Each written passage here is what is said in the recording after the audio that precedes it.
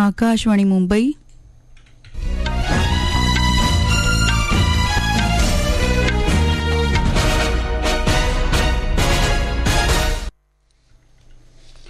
दर्शना जोगदनकर राष्ट्रीय बातम्या देत आहे. ठळक बातम्या. जागतिक पर्यावरण दिनानिमित्त देशभर वृक्षारोपण आणि पर्यावरण विषयक कार्यक्रम. प्रधानमंत्री उद्या जम्मू काश्मीरमध्ये जगातल्या सर्वात उंचावरच्या रेल्वे पुलाचं उद्घाटन करणार.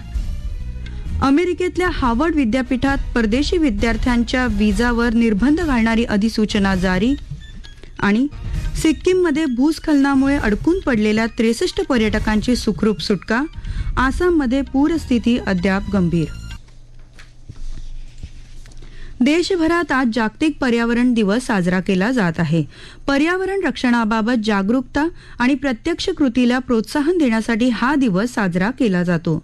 संयुक्त राष्ट्र संघटनेनं 1973 मध्ये आजच्या दिवशी सर्वप्रथम हा दिवस साजरा केला होता. हा दिवस 143हून अधिक राष्ट्रांमध्ये पर्यावरण संवर्धनाच्या विविध कार्यक्रमांच्या आयोजनाद्वारे साजरा केला जातो. प्लास्टिकमुळे होणाऱ्या प्रदूषणावर मात करा ही या वर्षीच्या पर्यावरण दिनाची मुख्य संकल्पना आहे. जागतिक पर्यावरण दिनानिमित्त राष्ट्रपती द्रौपदी मुर्मू, उपराष्ट्रपती जगदीप धनखड तसंच प्रधानमंत्री नरेंद्र मोदी यांनी देशवासियांना शुभेच्छा दिल्या आहेत. पर्यावरणपूरक वर्तनाचा अंगीकार करावा असं आवाहन राष्ट्रपतींनी आपल्या संदेशात केलं आहे. वसुंधरेच्या कल्याणात मानवाचं हित सामावलेलं आहे हे लक्षात ठेवून प्रत्येकाने पर्यावरण संवर्धनात योगदान द्यावं असं उपराष्ट्रपतींनी आपल्या संदेशात म्हटलं आहे. प्रधानमंत्री आपल्या संदेशात म्हणाले, प्रकृति रक्षति रक्षिता, अर्थात जो प्रकृति की रक्षा करते हैं प्रकृति उनकी रक्षा करती है. पर्यावरण में संतुलन ये हमारी पुरातन परंपरा का एक अहम हिस्सा है.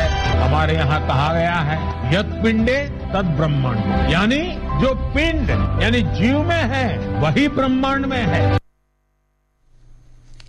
जागतिक पर्यावरण दिनानिमित्त देशभरात विविध कार्यक्रमांचं आयोजन करण्यात आलं आहे. प्रधानमंत्री नरेंद्र मोदी यांच्या नेतृत्वाखाली दिल्लीत विशेष वृक्षारोपण मोहीम राबवण्यात आली. प्रधानमंत्र्यांनी यावेळी वटवृक्षाचं रोप लावलं. ही मोहीम अरवली हरित भिंत प्रकल्पाचा भाग आहे. या प्रकल्पात 700 किलोमीटरच्या अरवली पर्वतरांगांमध्ये पुनर्वनीकरण केलं जाणार आहे. प्रधानमंत्र्यांनी आज आपल्या निवासस्थानी शेंद्राची रोपं लावली. 1971च्या युद्धात शौर्य गाजवणाऱ्या कच्छ आणि गुजरातमधल्या वीरांच्या माता आणि भगिनींनी ही रोपं प्रधानमंत्र्यांना त्यांच्या कच्छ दौऱ्यात भेट दिली होती. केंद्रीय मंत्री धर्मेंद्र प्रधान यांनी आज पर्यावरण दिनानिमित्त नवी दिल्लीत एक पेड माँ के नाम मोहिमेच्या दुसऱ्या टप्प्याचा प्रारंभ केला. महाराष्ट्राचे मुख्यमंत्री देवेंद्र फडणवीस यांनी वर्षा या शासकीय निवासस्थानी वृक्षारोपण केलं. प्रधानमंत्री नरेंद्र मोदी उद्या जम्मू काश्मीरच्या दौऱ्यावर जाणार असून जगातल्या सर्वात उंचावरच्या रेल्वे पुलाचं चिनाब पुलाचं ते उद्घाटन करणार आहेत. स्थापत्यशास्त्रातलं आश्चर्य ठरेल असा चिनाब रेल्वे पूल नदीपात्रापासून 359 मीटर उंचीवर आहे.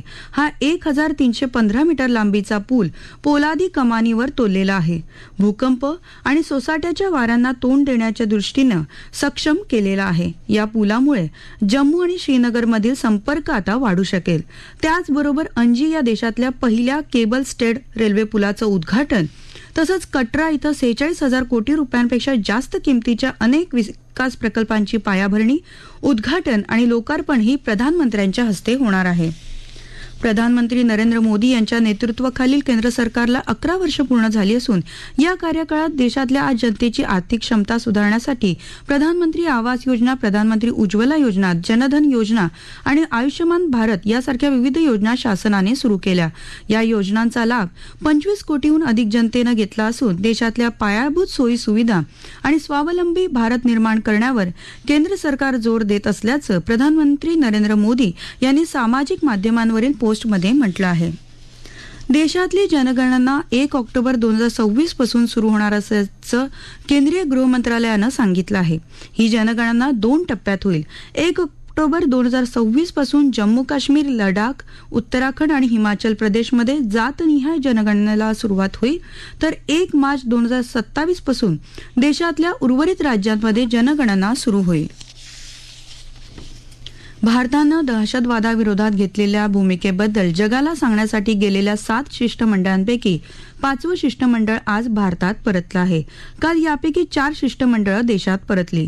संयुक्त जनता दलाचे खासदार संजय झा तसंच द्रमुक खासदार कन्नीमोळ यांच्या नेतृत्वाखाली शिष्टमंडळाने आज परराष्ट्र व्यवहार मंत्री एस जयशंकर यांची भेट घेतली.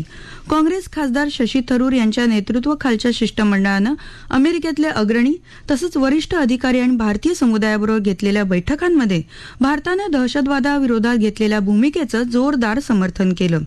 दहशतवादाविरोधात भारताच्या भूमिकेला देशभरातून एकमुखानं पाठिंबा मिळाल्याचं त्यांनी वॉशिंग्टन डीसी इथं अमेरिकेच्या परराष्ट्र व्यवहार समितीसोबतच्या बैठकीत स्पष्ट केलं. या समितीचे अध्यक्ष ब्रायन मास्ट यांनी दहशतवादी हल्ल्याचा निषेध करत अशा प्रवृत्तींना जगात थारा नसल्याची प्रतिक्रिया प्रसारमाध्यमांशी बोलताना दिली. हिंदू हृदय सम्राट बाळासाहेब ठाकरे महाराष्ट्र समृद्धी महामार्गाच्या इगतपुरी ते आमणे या 76 किलोमीटरच्या अंतिम टप्प्याचं लोकार्पण आज मुख्यमंत्री देवेंद्र फडणवीस यांच्या हस्ते होणार आहे. उपमुख्यमंत्री एकनाथ शिंदे आणि अजित पवार हे देखील यावेळी उपस्थित असतील. यामुळे आता संपूर्ण 701 किलोमीटर लांबीचा नागपूर मुंबई समृद्धी महामार्ग वाहतुकीसाठी खुला होणार आहे. या राष्ट्रीय बातम्या आकाशवाणीच्या मुंबई केंद्रावरून देत आहोत. आकाशवाणी मुंबईच्या airnews_मुंबई या ट्विटरवर तुम्हाला दिवसभर महत्त्वाच्या बातम्या वाचता येतील.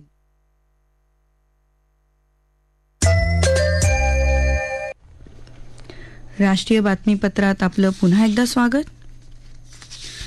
अमेरिकेचे राष्ट्राध्यक्ष डोनाल्ड ट्रम्प यांनी हार्वर्ड विद्यापीठातील परदेशी विद्यार्थ्यांच्या विजावर निर्बंध घालणारी अधिसूचना जारी केली आहे.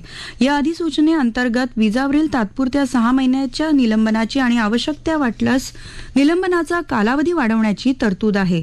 या अधिसूचनेअंतर्गत ट्रम्प प्रशासनानं आपल्या परराष्ट्र विभागाला या अधिसूचनेतील निकषांच्या आधारे हार्वर्डच्या कोणत्याही विद्यमान विद्यार्थ्यांचे शैक्षणिक आणि एक्सचेंज व्हिसा रद्द होऊ शकणार असतील तर ते रद्द करण्याचा विचार करावा असे निर्देशही दिले आहेत.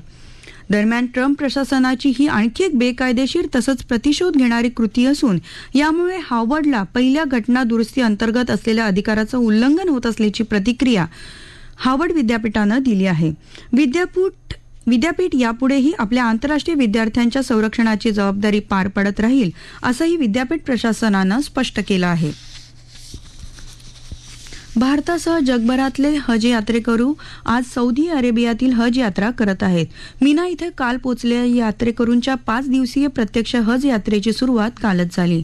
यात्रेतील हजचा नमाज या मुख्य धार्मिक कार्यक्रमाला अराफत मैदानावर यात्रेकरू जमले आहेत. आज दिवसभर या ठिकाणचं नमाज पठण आणि इतर धार्मिक कार्यांमध्ये हज यात्रेकरू भाग घेतील. उद्या सकाळी हे यात्रेकरू पुन्हा मिनाईला परततील.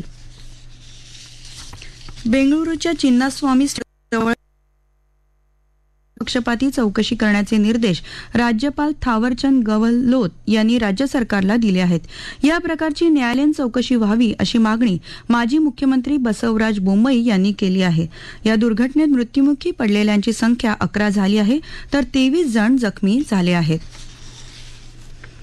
सिक्कीमच्या उत्तर भागात भूस्खलनामुळे अडकून पडलेल्या पर्यटकांना बाहेर काढण्याचं तसंच स्थानिकांना मदत पोहोचवण्याचं काम आज सकाळी पुन्हा सुरू झालं. पाऊस थांबल्यानंतर आज सकाळी पाक्योंग विमानतळावरून मदत सामुग्री घेऊन 3 हेलिकॉप्टर छातींकडे रवाना झाले. 2 MI-17 हेलिकॉप्टरमधून 63 पर्यटकांना छातेनमधून पाक्योंग विमानतळावर पोहोचवण्यात आलं आहे. यात परदेशी पर्यटकांचा देखील समावेश आहे. पर्यटकांना बागडोगराहून परत आणण्यासाठी 1 हेलिकॉप्टर तैनात करण्यात आलं आहे तर सिलिगुडीपर्यंत पोहोचवण्यासाठी राज्य सरकारनं बसेसची सोय केली आहे. आज दुपारपर्यंत अडकलेल्या प्रवाशांना बाहेर काढण्याचं काम पूर्ण होईल असा अंदाज आहे. राष्ट्रीय आपत्ती प्रतिसाद दल, दूरसंचार सेवा आणि वीज वितरण विभागाचे कर्मचारी देखील या भागात पोहोचले असून ते आवश्यक सेवा पुन्हा सुरळीत करण्यासाठी प्रयत्न करत आहे. आसाममध्ये संततधार पावसामुळे अनेक भागात पाण्याची पातळी वाढल्याने पूरस्थिती अद्याप गंभीर आहे.